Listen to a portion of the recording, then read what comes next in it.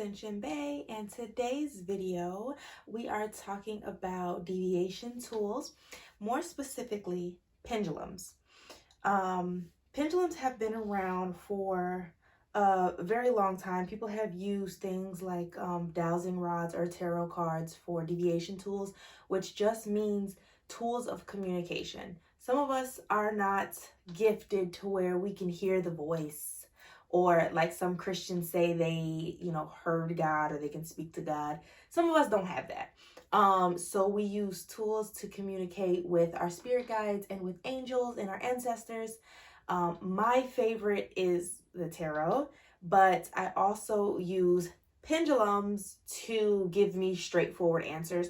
I use pendulums to find things. So what I do is, let's say I lost something, I can kind of ask like, oh, is it in this room? Yes or no? Is it in that room? Yes or no? And it works. So today I'm going to teach you guys how to choose your pendulum, how to use your pendulum, how to cleanse it as far as the energy, and how to bond with your pendulum. So the very first thing is going to be choosing your pendulum. There are so many pendulums out there. Okay, there's resin, there are crystals, there's people even use rings. When I first started this and I knew nothing about this, I used to put a ring on a string. This was a game from like the early 2000s. You put a ring on a string or a necklace and you kind of, use it to answer questions. It tells you the birth of your children. And I used to do it for everyone as like a party trick. Didn't know what I was doing. It was just something that, I learned about. Ooh, every time I do videos, the smoke is just like, so I've been doing this actually since probably freshman year of high school and didn't even know it. But the first thing when picking your pendulum is to be attracted to it. You can be, there's visual, if you see something, you're like, oh, that's so pretty, I want it. But it's a lot deeper than that, because my very first pendulum I got off of Amazon, and I picked it based off of looks. It was a rose quartz crystal with the chakra beads on it, and it was beautiful, and I ordered it. For one, I'm not going to say don't order them offline, but when you have no experience, it's sometimes easier to get them in person because you can feel the energy. But also, if you have not mastered, the whole energy aspect of all of this, it don't really make a difference. But the first one I bought, it did not work for me. Didn't work, didn't move. But anytime I would put it in anyone else's hands, it would like, and I didn't understand why. So I eventually gave it to my mother as a gift. And sometimes pendulums can use you as a vehicle to get to who they want to be with or where they want to be. So sometimes I would, for example, randomly be like, I want to take this crystal to work today. And then someone at work is like, oh my God, I'm so stressed out, I have a headache. And it's like, okay, so that's what that was about. I never take this crystal to work, and this crystal just so happened to be good with migraines and stress and all that, So then here you go. So pendulums can kind of draw you in and want to get to, your roommate. So just keep that in mind. But you want it to catch your eye, and you want it to essentially, if you walk away from it, you'd be like, I want to go back to it. Like, I'm drawn to it. I really want to buy it. Like, you need that pull. Okay.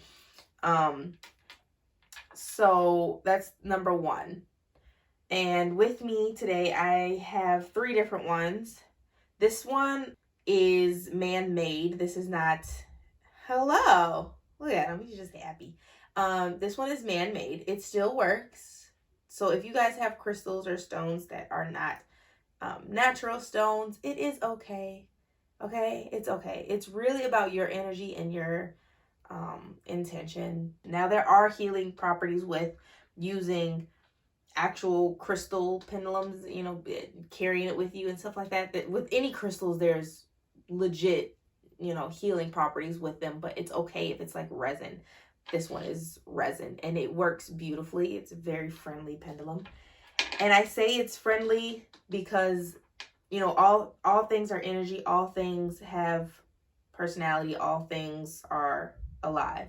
So when you treat your pendulum like family, you will get answers, and it will work for you. If you put it in the drawer and you pull it out every once in a while to play with it, it's not going to work. So just keep that in mind. The next thing is when you bring your pendulum home, cleansing your pendulum. There are a couple different ways you can cleanse and charge pendulums. Always, always, always clean it first, because manufacture, if it's a crystal, if it's raw stone or anything like that, coming from the mine to a shop, people picking it up, testing it out, putting it back, all of those energies are attached to it. So you want to clear it from anything that is not your own and anything that can be negative. So the easiest way to do it, number one, and I'm going to use the same one, is your incense. And we all know incense have different scents, different healing properties. They're used for different things. This one is called Positive Vibes, but the smoke is what can cleanse that pendulum. So you hold it over, and when it starts to, it'll swing back and forth. When it goes in a circle, it is cleansed. This one I actually cleansed already, but when it does that, that's how you know it's just like that. It's simple. You can also do it over a candlelight.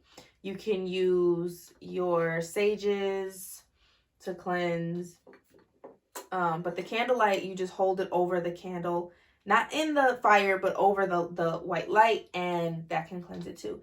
You can also set it out in the moonlight. I like to set it out specifically on full moons when it's at 100%. So when the moon is full, it'll be like a 96%, 97%. Usually it's like 3 to 4 days of a full moon. When it's at 100%, it's at its fullest and it's the most powerful. And that's when I do all my cleansing, my moon rituals and things like that. So just set them out in the moonlight in a safe place. Even if it's indoor, in the window is fine, as long as, you know, it's in the view of the moon or in the light of the moon, it's fine. So that's how you cleanse it. Now, how to bond with it. And I say bond with it first before you actually start using it, so that it can kind of get to know you. I have pendulums that are complete a-holes, and I have pendulums that are just so sweet to me. So I feel like the more you show attention to it, the better it'll work for you. For example, this one, this is probably one of my favorites. It's a clear quartz point. The star here is called something with an M. I'll have to put it in the description box. I can't think of it right now. But I put it on a necklace. So I actually bought this a little while ago. I have not even really used it as a pendulum. I've been wearing it so that it can kind of take in my energy, who I am, and the things I go through on a day-to-day basis. And that way it can better serve me. I do plan on putting it back on its original chain and then using it as a pendulum. But for now, this is my necklace. This is like my little boyfriend. It goes with me everywhere. This one, actually, I got from All Things Ascension. And it's beautiful. Beautiful, you guys. Like, this is probably the prettiest pendulum I've ever had in my life.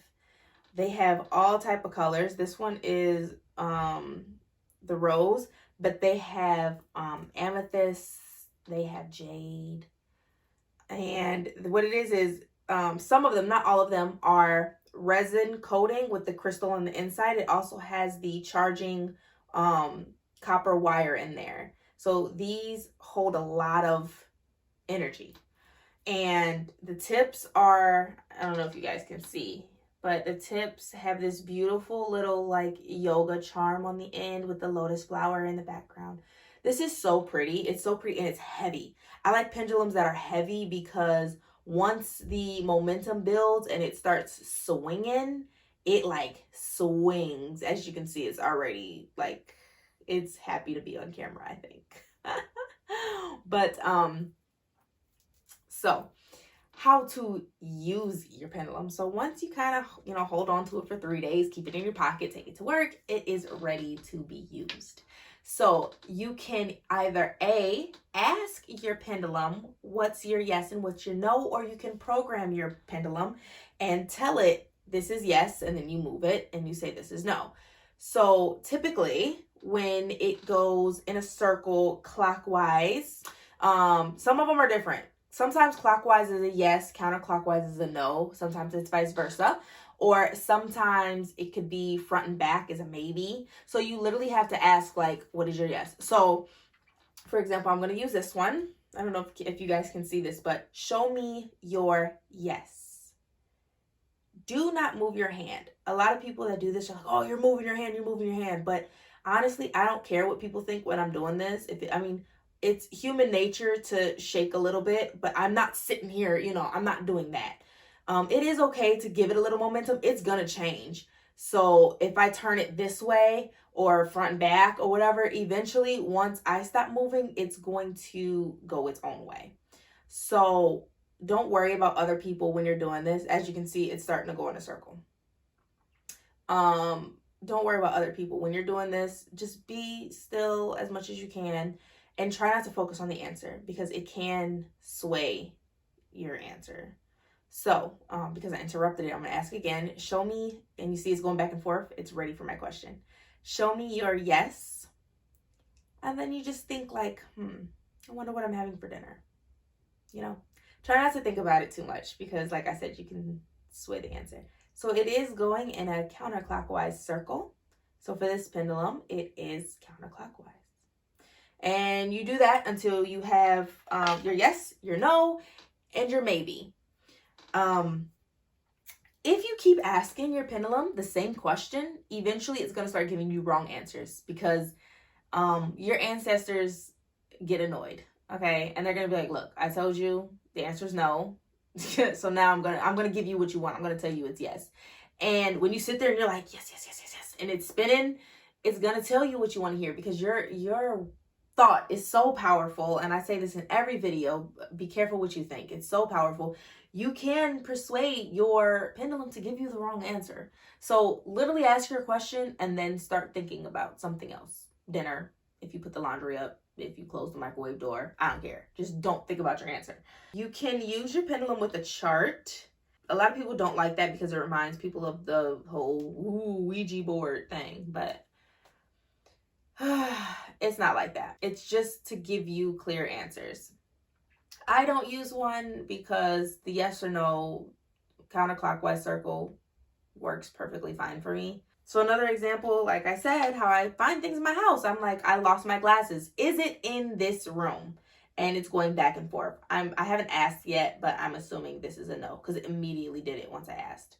And I don't have glasses in this room. So then you would move to the next room and you would ask, is it in here? If it says yes, you kind of move around the room and you just ask like that and then you can look. I found so much stuff using the next. And I